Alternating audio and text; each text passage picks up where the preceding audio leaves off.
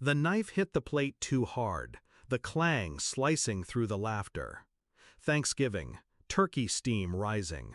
Wine poured too freely. My father, head of the table, wearing the smirk of a man who still believed he owned the room. He leaned back, voice booming. "We're selling Creston. You're not in the deal." The words dropped like a hammer. My siblings chuckled, clinking glasses, a private joke. My exclusion had always been their entertainment.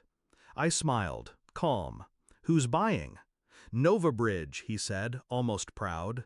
I set my glass down, slow and deliberate. "I am Novabridge." The silence that followed was the sweetest sound of my life.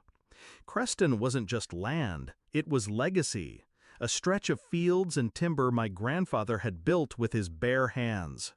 I grew up walking those acres, dreaming beneath the trees, believing one day I'd carry the torch. But promises rot in a family like mine. My father dangled hope like bait, only to yank it away. My siblings learned early: mock me, dismiss me, push me aside. The lesser one, the dreamer. Still, I worked. Degrees, late nights, sacrifices.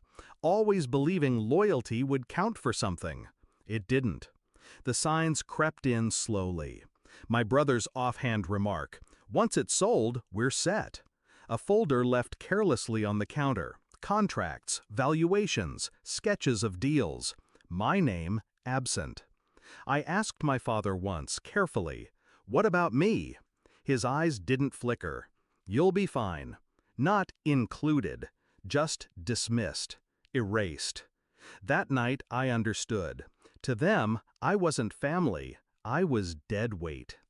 I didn't scream, I didn't beg, I calculated. If Creston was their crown, I wouldn't fight for a piece, I would take the whole. I researched every whisper of their plans, who they spoke to, which firms circled, what Novabridge was. And then I built Novabridge myself. An empty shell at first, a name, a facade, but behind it, me. My capital, my connections, my sleepless nights. I studied corporate law, played the banks, charmed the brokers. They never thought I had the stomach for business. They were wrong. Novabridge grew teeth. When the land went quietly to market, I was already there. The broker thought he was courting a faceless firm. In reality, he was playing directly into my hand.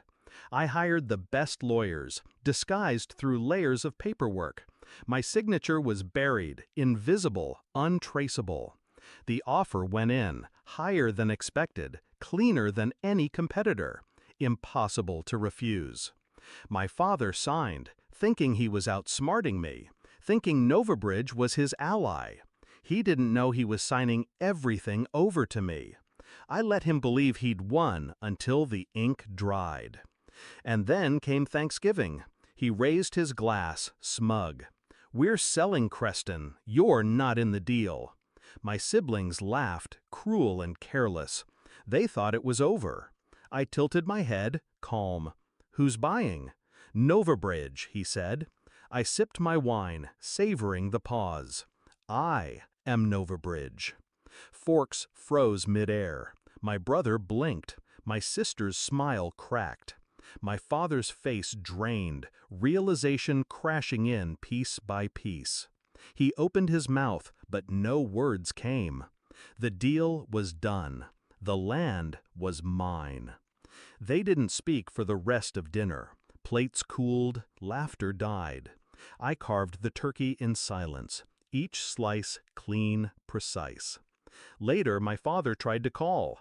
My siblings tried to bargain, threaten, plead. I didn't answer. Creston wasn't theirs anymore. It was mine.